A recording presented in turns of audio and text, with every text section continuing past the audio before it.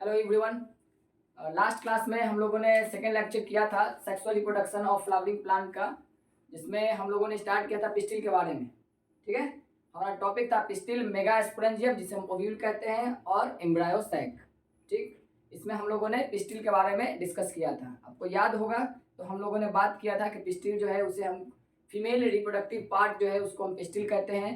उसके एक बार मैं आपको रिकैप करा देता हूँ ताकि आपको एक बार याद हो जाए। ठीक है, रिवाइज करते रहिएगा, सब याद रहेगा। रेगुलर पढ़िए, लगातार पढ़िए।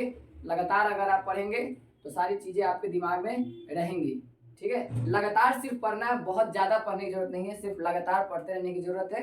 हर चीज़ दिमाग में रहेगा, नहीं तो दिमाग से निकल जाएगा। ह्यूमन नेचर है, कितनी चीज़ों को हम याद रख पाएंगे, दिक्कत तो हो गई।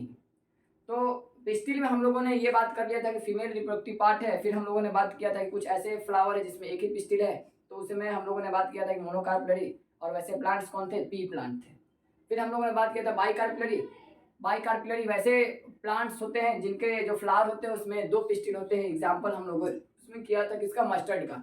फिर हम लोगों ने बात किया था पॉलीकार्पलरी, जिसको हम लोग बोल रहे थे मल्टीकार्पलरी, और मल्टीकार्पलरी का एग्जाम्पल था हमारा रोजर हिबिस्कस। फिर मल्टीकार्पलरी में हम लोगों ने ये बात किया था कि ये जो पिस्टिल है वो सारे पिस्टिल फ्यूज हो सकते हैं या सारे पिस्टिल जो अलग अलग रह सकते हैं। तो अगर पिस्टिल आपस में फ्यूज नहीं करते हैं तो उसे हम कहते हैं एपोकार्पस। इसमें हम लोगों ने एग्जाम्पल किया था रोज का।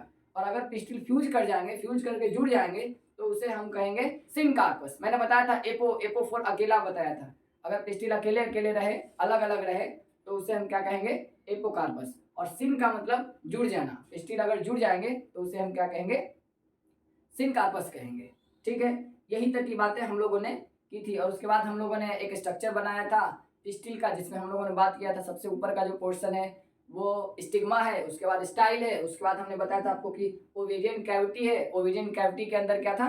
ओवेरियन कैविटी के अंदर हमारा था, जिसको लोक्यूल भी बोल रहे थे। और ओवेरियन कैविटी के अंदर मौजूद था प्लासेंटा। प्लासेंटा में लगे थे ओव्यूल्स, है ना। और फिर हम लोगों ने बात किया था कि the arrangement of placenta in the ovarian cavity is called placentation, जिसके बारे में ग्रेड 11th में आपको खूब अच्छे तरीके से डिटेल में पढ़ाया गया होगा। ठीक है, नहीं पढ़े होंगे कोई बात नहीं, मैं जब पढ़ाऊंगा तो आप लोग उसमें देख लीजिएगा। फिलहाल इतना याद जरूर रख लेना है कि जिस तरीके से प्लासेंटा मौजूद है ओवरी के अंदर, ओवेरियन कैविटी के अंदर, उसे हम कहते हैं प्लासेंटेशन। और प्लासेंटा क्या है कि स्पेशल टिश्यू है जिससे ओव्यूल अटैच होता है। आज के क्लास में हम लोग ओव्यूल के ही बारे में पढ़ेंगे। ठीक है, कोई दिक्कत नहीं है, कोई दिक्कत नहीं रहेगा। सिर्फ आराम से क्लास को देखते रहिए, रिवाइज करते रहिए। ठीक है, और नोट्स बना लीजिए, उसको पढ़ते रहिए, और कोई ज़्यादा दिक्कत नहीं है। तो बात क्या करना है हम लोगों को? हम लोग को बात करना है ओव्यूल के बारे में, जिसको हम लोगों ने एक और नाम दिया था मेगा स्पोरेंजियम। ओव्यूल या मेगा स्पोरेंजियम रिलेट करके याद रखेंगे तो आसानी होगी। क्या क्या रिलेशन हम लोगों ने किया था? तो याद करिए, हमने बताया था माइक्रोस्पोरेंजियम। और माइक्रोस्पोरेंजियम कौन था? एंथर था, लेक्चर 1 की बात। तो उसी तरीके से मेगास्पोरेंजियम, मैंने वहां बोला था कि माइक्रो वर्ड जो है वो पॉलन ग्रेन्स के लिए लगा है, और मेगा जो वर्ड है वो किसके लिए लगा है? वो लगा है फीमेल पार्ट के लिए। फीमेल के लिए क्या लगा है? Mega sporangium. तो ओव्यूल ही क्या है हमारा? मेगा स्पोरेंजियम है। क्यों मेगा स्पोरेंजियम है? क्योंकि ओव्यूल का काम होगा एग बनाने का। ओव्यूल से ही एग बनेंगे, ओव्यूल से ही एम्ब्रायो सैक बनेंगे। ठीक है, तो सबसे पहले जरा हम लोग, अच्छा एक बात और आप समझिए क्या, कि ये जो ओव्यूल है, कुछ ऐसे प्लांट्स होते हैं जिसमें सिंगल ओव्यूल होते हैं, मतलब प्लासेंटा में सिर्फ एक ही ओव्यूल जुड़ा है। तो जिसमें एक ही ओव्यूल है ना, उसको हम लोग, उसको जिसमें एक ही ओव्यूल है उसका एग्जाम्पल हम लोग कुछ याद रख लेते हैं। जैसे सिंगल ओव्यूल की अगर बात करेंगे, single single ovule, single ovule वाले हो जाएंगे राइस, राइस, वीट, है ना, ईटीसी। सीधी बात। वह कुछ ऐसे प्लांट्स होंगे जिसमें ओव्यूल एक ही होंगे, उसमें राइस और वीट। ओव्यूल एक होगा तो एक सीड बनेगा, सीधी बात। एक ओव्यूल है तो सीड भी कितने बनेंगे? एक बनेंगे। ठीक है, और अगर अगर मेनी ओव्यूल हो, मेनी ओव्यूल, तो उसका एग्जांपल आप याद रख लीजिए। वाटरमेलन हो गया, वाटरमेलन, है ना, पपाया हो गया, बहुत सारे एग्जाम्पल होंगे। तो आपको ये याद रखना है कि कुछ फ्लावर ऐसे होंगे जिनके पिस्टिल में एक ही ओव्यूल है, कुछ ऐसे भी होंगे जिनमें ओव्यूल का नंबर जो होगा वो एक से ज्यादा होगा। ठीक है, तो आगे बात देखिए, समझते हैं आगे की बात। तो हम लोग अब बात कर लेते हैं जरा कि कैसा दिखता है हमारा ओव्यूल। ठीक है, तो ओव्यूल कुछ इस तरीके का दिखता है, ऐसे। अब डायग्राम भी बनाएंगे क्योंकि डायग्राम बनाना पड़ेगा आपको।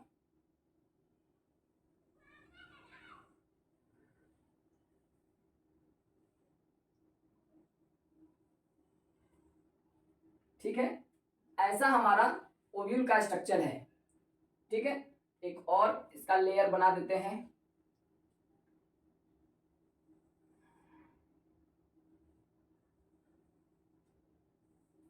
ये हमारा क्या बनेगा, ये हमारा बनेगा ओव्यूल। ठीक, और ये जो स्ट्रक्चर है, ये जो स्ट्रक्चर है, ये स्ट्रक्चर कहलाता है फ्यूनिकल। फ्यूनिकल, और ये जो स्ट्रक्चर है इसे हम कह रहे हैं प्लासेंटा। इसे हम क्या कर रहे हैं, प्लासेंटा। आप याद करिए वो छोटा सा स्ट्रक्चर, वो छोटा सा स्ट्रक्चर जिसमें आपका क्या मौजूद था, प्लासेंटा। और इसी प्लासेंटा में क्या लगा था, इसी प्लांटा में आपका लगा था ओव्यूल। तो याद करेंगे तो सेम ये इसी का बड़ा सा व्यू है, जूम किया हुआ है। ठीक है, तो अब देखिए बात समझिए क्या क्या है। सबसे पहले तो जो बाहरी कवर है, इनके दो ही कवर है, इसकी जरूरत नहीं पड़ेगी, दो कवर से ही काम हो जाएगा। तो इन दो को मैं बोल देता हूं integument. Integument, what is integument? Integument is the cover of the ovule. Ovule का जो कवर है उसे मैं क्या बोल रहा हूं, इंटेगुमेंट। इंटेगुमेंट कितने हैं, दो है, एक है आउटर और एक है इनर।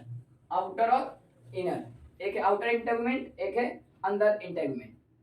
आगे की बात देखिए, आगे जब जाएंगे तो हमको ये जो स्ट्रक्चर दिख रहा है ना, इसको हम बोलते हैं न्यूसेलस। क्या बोलते हैं, न्यूसेलस। न्यूसेलस, न्यूसेलस के बारे में हम लोग बात करेंगे, मैं एक एक करके आपको बताते चलता हूँ। इंटेगुमेंट क्या है, integument is the outer most cover of the ovule. ये सिंगल लेयर भी हो सकता है, दो लेयर का भी हो सकता है, यहाँ पे दो लेयर का है। ठीक है, उसके बाद क्या है, न्यूसेलस है। न्यूसेलस, न्यूसेलस क्या है, न्यूसेलस है पेरेन्काइमेटस सेल का मास, माने एक ऐसा जगह है जहां पे बहुत सारे पेरेन्काइमेटस सेल मौजूद हैं, उसे हम न्यूसेलस बोल रहे हैं। न्यूसेलस जो होते हैं वो न्यूट्रिटिव होते हैं। ठीक है, माने वो न्यूट्रिशन प्रोवाइड करते हैं, ओव्यूल को न्यूट्रिशन प्रोवाइड करने का काम करते हैं। ठीक है, उसके बाद देखिए कि ये जगह जहां पे इंटेगुमेंट्स नहीं है, इसको हम बोलते हैं माइक्रोपाइल। इसे हम क्या बोलते हैं, माइक्रोपाइल, या इसी को हम बोलते हैं माइक्रोपाइलर एंड। माइक्रोपाइल या क्या बोलते हैं लोग इसको, माइक्रोपाइलर एंड। अब यहाँ आप देखेंगे कि ये जो स्ट्रक्चर है ना, यही तो स्ट्रक्चर फ्यूनिकल है ना। अब ये जो फ्यूनिकल है यहां से जुड़ा हुआ है इंटेगुमेंट के साथ, ओव्यूल के बॉडी के साथ, तो इस पोजीशन को मैं बोलता हूं हाइलम। क्या बोलता हूं, हाइलम। हाइलम को कहां देख सकते हैं, तो जो भी चना होता है ना, चना, चना में एक स्कार, एक ब्लैक डार्क जगह पाया जाता है, चना का जो सीड है उस पे, उसी को हम क्या कह रहे हैं, हाइलम कह रहे हैं। ठीक है, अब हर ओव्यूल ऐसा होगा क्या, और जो नीचे का जो पोर्शन है ना, ये जो पोर्शन है इसको हम बोलते हैं शैलेजा। क्या बोलते हैं, शैलेजा। शैलाजा भी बोल सकते हैं, है ना, शैलेजा। तो क्या क्या है, शैलेजा है, न्यूसेलस है, इंटेगुमेंट है, माइक्रोपाइल है, और क्या है, फ्यूनिकल है। अभी तक एम्ब्रायोसैक की बात हम लोगों ने नहीं किया है, क्यों, क्योंकि ना इससे एम्ब्रायोसैक बनेंगे। ये जो न्यूसेलस है ना, इसी में बहुत सारे सेल्स होते हैं, इसी में बहुत सारे सेल्स होते हैं, ऐसे ऐसे बहुत सारे सेल्स मौजूद हैं। ठीक है ना, उन्हीं सेल्स को हम क्या कहते हैं, उन्हीं सेल्स को हम बोलते हैं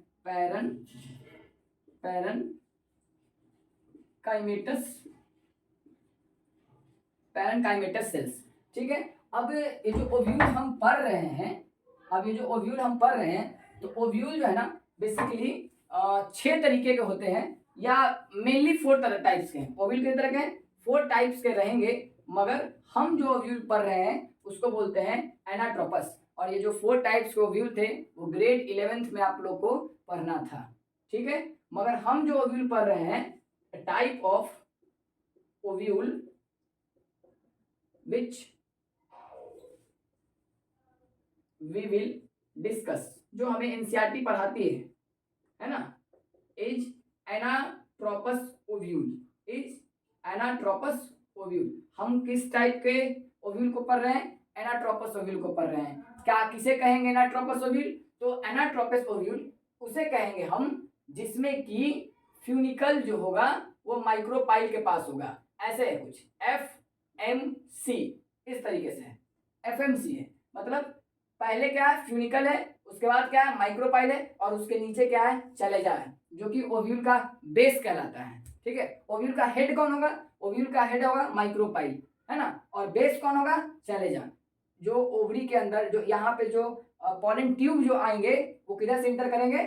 यहाँ माइक्रोपाइल से इंटर करेंगे, जहाँ पे इंटेगुमेंट क्या है? एब्सेंट है, यहाँ पे इंटेगुमेंट नहीं है, ताकि यहाँ पे पॉलन ट्यूब जो है वो इजिली अंदर इंटर कर सके।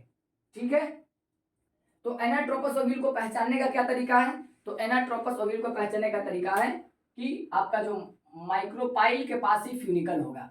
ठीक है, तो हम एक लाइन में लिख सकते हैं एनाट्रोपस ओव्यूल, है ना, तो लिखेंगे कि a type of ovule whose funicle is near to micropyle, जिसका फ्यूनिकल जो होगा वो कहाँ पे होगा? माइक्रोपाइल के पास होगा, उसी को हम क्या कहेंगे? एनाट्रोपस ओव्यूल कहेंगे। बहुत बड़ी बात नहीं की है अभी हम लोगों ने स्टार्ट किया ओव्यूल, जिसको हम मेगास्पोरेंजियम कहते हैं। ठीक है, यहीं पे बनेगा एग, यहीं पे बनेगा एम्ब्रायो। फिर हमने बात किया कुछ ऐसे भी प्लांट्स हैं जिनमें ओव्यूल सिंगल होते हैं और उनके सीड्स वैसे ही होंगे, राइस, व्हीट, कुछ ऐसे प्लांट्स हैं जिसमें ओव्यूल एक से ज्यादा होते हैं, वाटरमेलन हो गया, पपाया हो गया। फिर हम लोगों ने स्ट्रक्चर ऑफ ओव्यूल करा, अभी इन सब के बारे में हम लोग डेफिनेशन लिखेंगे, है ना। ओव्यूल कितने प्रकार के होते हैं? मेनली 4 प्रकार के होते हैं। हम लोग जो पढ़ेंगे उसे क्या कहेंगे? एनाट्रोपस। एनाट्रोपस ओव्यूल क्या होगा? वैसा ओव्यूल होगा जिसका फ्यूनिकल जो होगा वो माइक्रोपाइल के नजदीक में होगा। ठीक है, ठीक है, इजी, आराम से समझना है, परेशानी नहीं करनी है। ठीक है, तो अब हम लोग पहले पार्ट्स ऑफ ओव्यूल कर लेते हैं। पार्ट्स ऑफ ओव्यूल, सबसे पहला पार्ट इंटेगुमेंट, तो क्या लिखेंगे? It is the outermost covering of an ovule. ये ओव्यूल का क्या होगा? आउटर मोस्ट कवरिंग होगा। दूसरा माइक्रोपाइल, ये क्या है? It is the place where integuments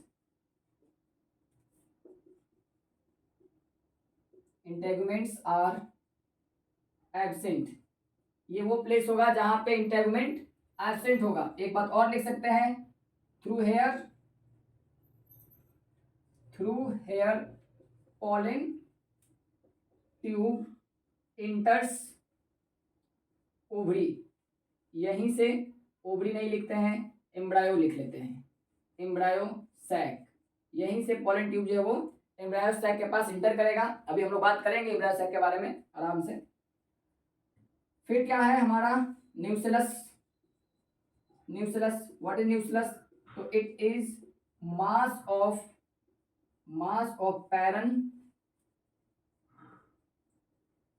काइमेटस cell which are highly nutritive, जो बहुत ज्यादा न्यूट्रिटिव होते हैं, न्यूट्रिशन प्रोवाइड करने का काम, विच आर हाईली न्यूट्रिटिव, जो हाईली न्यूट्रिटिव रहेंगे। ठीक है, फोर्थ पॉइंट में क्या हो गया? फोर्थ पॉइंट हम लोग का हो गया शैलेजा। क्या है? It is the base of the ovule. ये क्या होगा? बेस ऑफ द ओव्यूल होगा। फिर फ्यूनिकल क्या है? It is stalk through which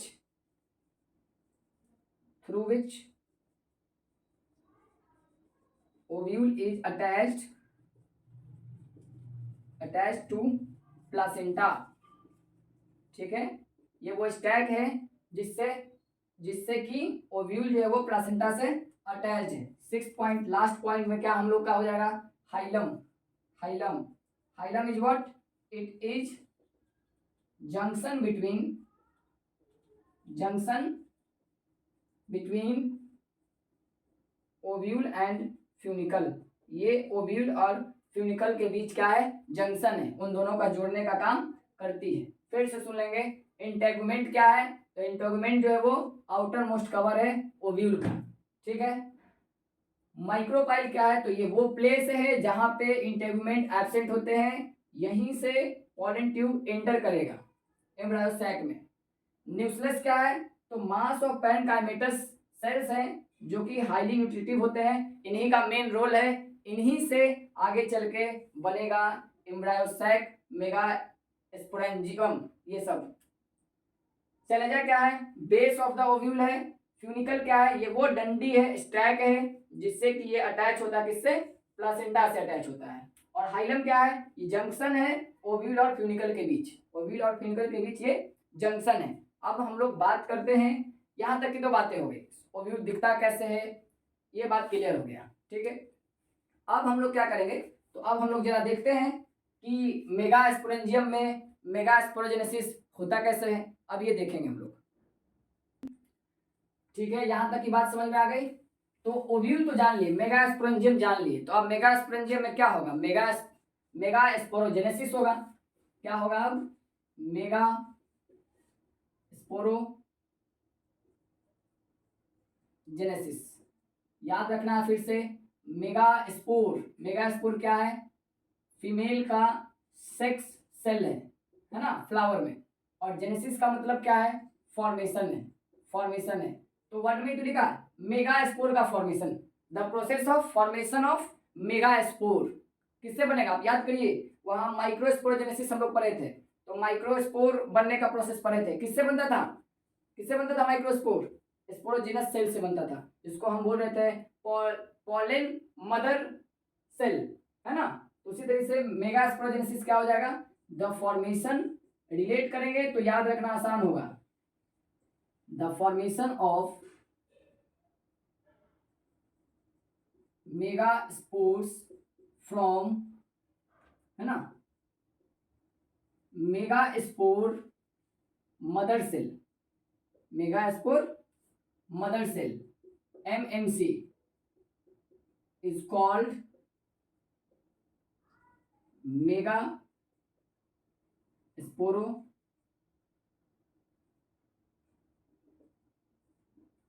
sporogenesis. Clear है, क्या है, the formation of megaspore, क्या बनना है, मेगा स्पोर बनना है, किससे बनना है, तो मेगा स्पोर मदर सेल से बनना है, MMC से बनना है, इसी को हम क्या बोलते हैं, मेगा स्पोरोजेनेसिस। अब सवाल ये आता है कि अरे भाई इसमें तो कहीं पे हमको मेगा स्पोर मदर सेल ही नहीं दिख रहा है, तो कैसे बनेगा, दिक्कत तो ये आ गई कि मेगा स्पोर मदर सेल यहाँ दिखे तब तो हम लोग बनाएंगे ना मेगा स्पोर, है ही नहीं, तो कैसे होगा। तो ऐसा होता है कि ये जो पैरेन्काइमेटस टिश्यू हैं, इन्हीं में से, इन सारे सेल्स में से कोई भी एक सेल जो माइक्रोपाइल के तरफ है, माने इन रीजन्स में, इन साइड में, उसमें से कोई एक सेल बहुत बड़ा हो जाएगा और बहुत बड़ा होके ये सेंटर में चला आता है। ठीक है, और जो सेंटर में आ गया ना, इसी को तो हम बोलते हैं MMC, इसी को तो हम बोलते हैं MMC। नहीं समझे बात, क्या कहा, ये कि ये हमको तो चाहिए ना, हमको तो ये चाहिए, मेगा स्पोर मदर सेल चाहिए, किस लिए चाहिए, क्योंकि हमको क्या बनाना है, मेगा स्पोर बनाना है। तो कहां से आएगा, ये तो है ही नहीं ओव्यूल के अंदर। तो क्या होगा कि माइक्रोपाइल जो रीजन है, वहां का कोई भी एक पैरेन्काइमेटस सेल होगा वो बड़ा हो जाएगा और सेंट्रल एरिया को ऑक्युपाई करेगा, माने बीच में चला आएगा, और वही कैसा बिहेव करेगा, वही बन जाएगा मेगा स्पोर मदर सेल। तो हम क्या बात करते हैं, कैसे बनेगा, ये तो हम क्या होता है प्रोसेस तो ये समझ गए। अब मेगा स्पोर कहां से आएगा, तो हम लिखेंगे क्या कि any one parenchymatous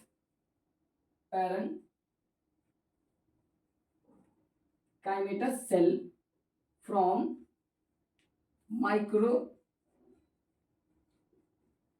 पाइलर region get developed and occupy large central area है ना, एंड इज कॉल्ड एमएमसी। क्या मतलब कि कोई एक पैरेन्काइमेटस सेल माइक्रोपाइलर रीजन से डेवलप कर जाएगा और सेंटर का स्पेस ऑक्युपाई कर लेगा, और उसे ही हम क्या बोल रहे हैं, उसे ही हम बोल रहे हैं मेगास्पोर मदर सेल। अब मेगास्पोर मदर सेल तो मिल गया, अब मेगास्पोर मदर सेल से बना लेंगे हम लोग मेगास्पोर्स, और बना लिए तो हो गया मेगास्पोरोजेनेसिस। देखते हैं कैसे बनता है।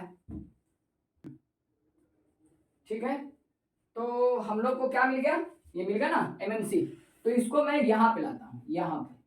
ठीक है, इसमें एक सेल होगा, ये हमारा क्या है, ये हमारा है megaspore mother cell, megaspore mother cell. ठीक है, पुरानी बातें हैं, नई बातें नहीं है। जो हम लोग एंथर के केस में किए थे वही बात फिर से करेंगे। वहां पे स्पोरोजेनस सेल था और यहाँ पे क्या है, मेगा स्पोर मदर सेल है, कोई दिक्कत नहीं। कहाँ से आया ये, तो वो इसी में से एक पैरेन्काइमेटस सेल जो है वो बड़ा होके आ गया है, एमएमसी। अब चलिए, इसमें सबसे पहले हम क्या करते हैं, क्या है मियोसिस, मियोसिस नंबर 1 क्या कराएंगे, मियोसिस नंबर 1। वहां भी हम लोगों ने कराया था स्पोरोजेनस सेल का।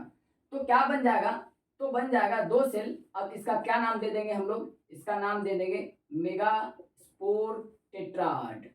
क्या नाम दे दिया, मेगा स्पोर 2 बने हैं ना, तो इसका नाम हम लोग दे देंगे मेगा स्पोर डायाड। कितने सेल बने हैं, 2, इसीलिए इसका नाम क्या हो गया, मेगा स्पोर डायाड। कैसे कैसे, अच्छा प्लोइडी की बात करेंगे अगर, तो ये मेगा स्पोर मदर सेल है, तो ये कैसी होगी, ये 2n होगा, है ना। अब चूंकि मियोसिस हो गया ना, तो ये अब कितना हो जाएगा, n हो जाएगा। ये हर एक सेल की प्लोइडी कितनी हो जाएगी, n हो जाएगी। ये पहले भी बताया गया था। अब इसका जब मियोसिस 2 हो जाएगा, मियोसिस नंबर 2, तो क्या हो जाएगा, 1 2 3 4 सेल बन गए, 4 सेल बन गए। अब इन्हें हम क्या कहेंगे, मेगा स्पोर टेट्राड। क्यों, टेट्रा फॉर 4, ऑलरेडी डिस्कस्ड, पहले भी बताया गया है ना। तो हो गया, तो मेगा स्पोर मदर, तो क्या बात कर रहे थे कि क्या बन गया, मेगा स्पोर टेट्राड बन गया। ठीक है, अच्छा ऐसा कर लेते हैं हम लोग कि ये माइक्रोपाइलर रीजन और ये चैलेंजर रीजन, चैलेंजर, ये माइक्रोपाइल, ये चैलेंजर, ये माइक्रोपाइल और ये चैलेंजर, कोई दिक्कत नहीं है। ओव्यूल है ना, ओव्यूल, ये माइक्रोपाइल हो गया, चला जाए यहाँ से तो बना है ना ये एमएमसी। अब क्या है कि इसमें 4 तो बने, बट ये जो 3 है ना, ये हो जाते हैं डीजेनरेट। ये क्या हो जाएंगे, डेड कर जाएंगे। याद करेंगे वहां पे माइक्रोस्पोर टेट्राड जो बना था, हर माइक्रोस्पोर टेट्राड से पॉलन ग्रेन बना था, मगर यहाँ ऐसा नहीं है। यहाँ ऊपर से माइक्रोपाइल साइड से 3 जो होंगे वो क्या होंगे, डीजेनरेट हो जाएंगे। ठीक है, और एक जो बचेगा उसी को हम कहेंगे फंक्शनल मेगा स्पोर। क्या कहेंगे, फंक्शनल मेगा स्पोर। क्या ये फीमेल गैमेट हो गया, नहीं, फीमेल गैमेट नहीं हुआ। यहां तक बना था तो थोड़ी पॉलन ग्रेन था, तो बना था बाद में, पॉलन ग्रेन बाद में बना था, उसी से इससे बना था, तो इससे बनेगा। तो यहाँ पे हमें क्या मिल गया, functional mega spore. Functional mega spore की प्लोइडी क्या होगी, n होगी। फंक्शनल मेगा स्पोर की प्लोइडी क्या होगी, n होगी। यहां तक हम लोग क्या बना लिए, यहां तक हम लोगों ने मेगा स्पोर बना लिया। अब हम लोग को क्या बनाना है, अब हम लोग को बनाना है एम्ब्रायो सैक। क्या बनाना है, एम्ब्रायो सैक। क्यों, एम्ब्रायो सैक के अंदर ही तो मौजूद होंगे ना गैमीट्स, मतलब इसी में एम्ब्रायो सैक अभी बनना है। इससे ये जो बना, यहां देखेंगे ये जो बना, इससे ये सब बना, ये 3 डीजनरेट हो गए माइक्रोपाइलर के तरफ से, और ऊपर से 3 जनरेट कर गए, डीजनरेट कर गए, और एक जो बचा वो फंक्शनल बना। अब इससे आगे की प्रोसेसिंग होगी। अब देखिए इससे आगे कैसे हो रहा है। ठीक है, आगे क्या काम होगा, तो अब देखिए कैसे होगा। जो फंक्शनल मेगा स्पोर है उसको मैं यहां लाता हूं, तो ये क्या बना हमारा, ये है ना हमारा फंक्शनल मेगा स्पोर। तो ये रहा आपका फंक्शनल मेगा स्पोर। ध्यान देंगे, बहुत आसान है। सबसे पहले क्या होगा, इसका होगा first free nuclear mitotic division. क्या होगा, सबसे पहले ये माइटोटिकली डिवाइड करेगा। कैसा, फ्री न्यूक्लियर। फ्री न्यूक्लियर ऐसा डिवीजन कहते हैं ना, फ्री न्यूक्लियर हम ऐसे डिवीजन कहते हैं जिसमें सिर्फ न्यूक्लियस डिवाइड होंगे, सिर्फ क्रियोकाइनेसिस होगा, साइटोकाइनेसिस नहीं होगा। तो यहां हम लिखेंगे ओनली क्रियोकाइनेसिस टेक्स प्लेस। यहाँ पे सिर्फ क्या होगा, क्रियोकाइनेसिस होगा।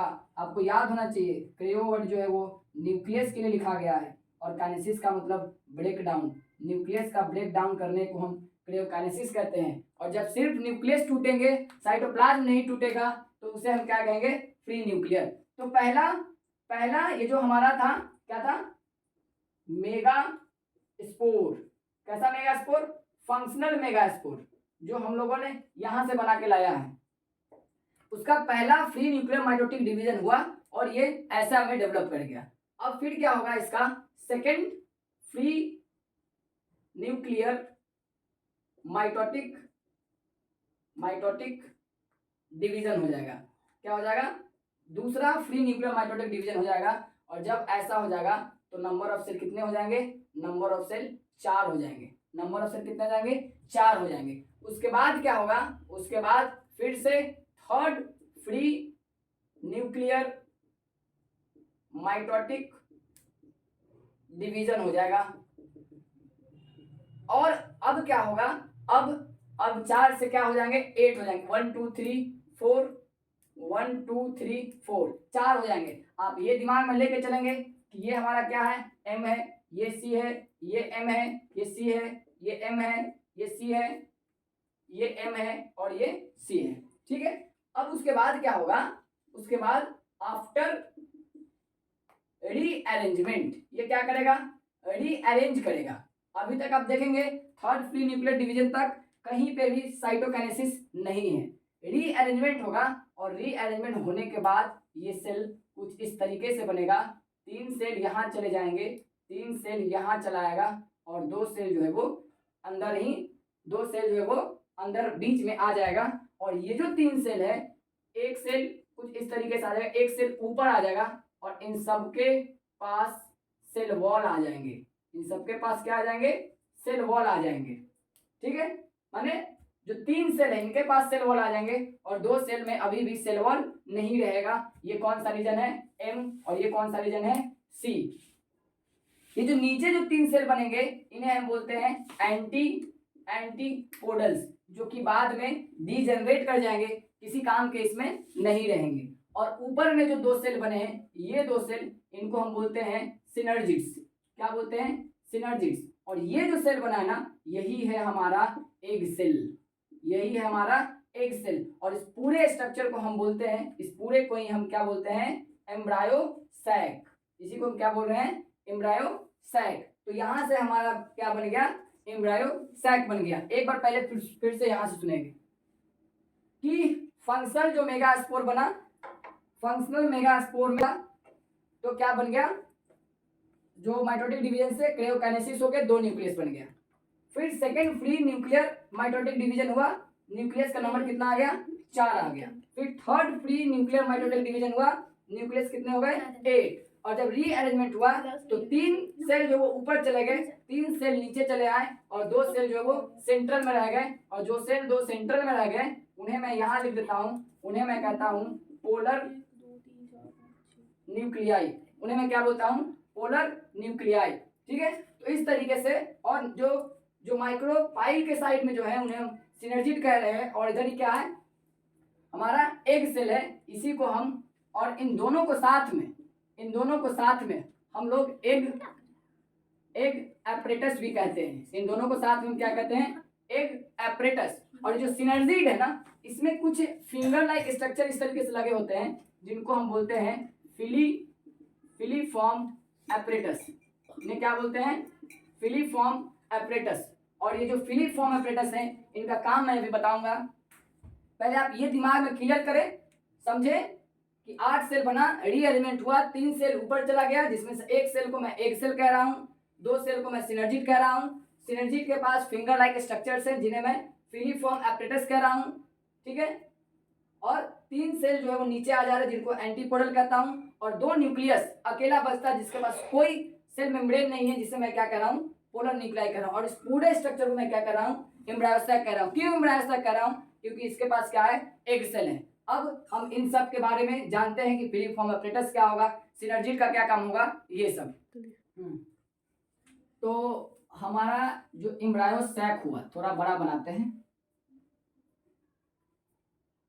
एम्ब्रायो सैक, ये कौन सा रीजन है, माइक्रोपाइलम, ये कौन सा रीजन है, शैलेजा। ठीक है, एनसीईआरटी में ये उल्टा किया हुआ है, मैंने इसको ऊपर किया हुआ है, इसको नीचे किया हुआ है, उससे दिक्कत नहीं है। सिर्फ इतने बात का ध्यान रखना है कि शैलेजा साइड में जो सेल्स मौजूद हैं, शैलेजा साइड में जो सेल्स मौजूद हैं उन्हें हम क्या कह रहे हैं, उन्हें हम कह रहे हैं एंटीपोडल सेल्स। क्या कह रहे हैं, एंटीपोडल सेल्स। एक बार फिर से पूरे ध्यान से सुनेंगे, क्या बोलते हैं, एंटीपोडल्स या एंटीपोडल सेल्स। ओके, फिर इसके सेंटर में 2 न्यूक्लियस बच रहे थे जिन्हें हम क्या कह रहे हैं, जिन्हें हम कह रहे हैं पोलर न्यूक्लियाई। इसके पास कोई सेल मेम्ब्रेन नहीं है। ठीक, उसके बाद फिर यहाँ पे 2 सेल्स ऐसे हैं, ये इस तरीके से ऐसे, और एक सेल यहाँ पे इस तरीके से। ठीक है, तो इन 2 सेल्स को हम क्या कह रहे हैं, इनको हम कह रहे हैं सिनर्जिड्स। क्या कह रहे हैं, सिनर्जिड्स। और ये जो है वो हमारा क्या है, ये हमारा है एग एपरेटस, एग सेल। ठीक है, और चलो सिनर्जिड कह रहे हैं, और ये हमारा क्या है, एग। और इन दोनों को मैं साथ में क्या कह देता हूं, एग एपरेटस। क्या कह दे रहा हूं, एग एपरेटस। ठीक, ओके। अब ये जो सिनर्जिड है, इनके पास कुछ इस तरीके से फिंगर लाइक स्ट्रक्चर्स मौजूद हैं जिन्हें मैं क्या कह रहा हूं, फिलीफॉर्म एपरेटस। ठीक है, सबके बारे में हम डिटेल बात करेंगे। सबसे पहले एम्ब्रायो सैक के बारे में ही बात कर लेते हैं। ठीक है, तो एक एम्ब्रायो सैक की अगर बात करें तो one embryo sac consist of, एक एम्ब्रायो सैक में क्या क्या होता है, तो जरा अब देखें कि क्या क्या होता है। तो हम गिनते हैं इसमें नंबर ऑफ सेल कितने हैं, इसमें सेल कितने हैं। ठीक है, सेल गिनते हैं जरा। तो ये एक सेल है, ये एक सेल है, ये एक सेल है, 1 2 3, 3 सेल यहाँ हो गए, एक सेल यहाँ हो गया, 4 5 6, और ये एक बड़ा सा सेल है, और ये 7। तो एक एम्ब्रायो में नंबर ऑफ सेल कितने हैं, तो नंबर ऑफ सेल कितने हैं, 7। तो an embryo sac consist of 7 cell.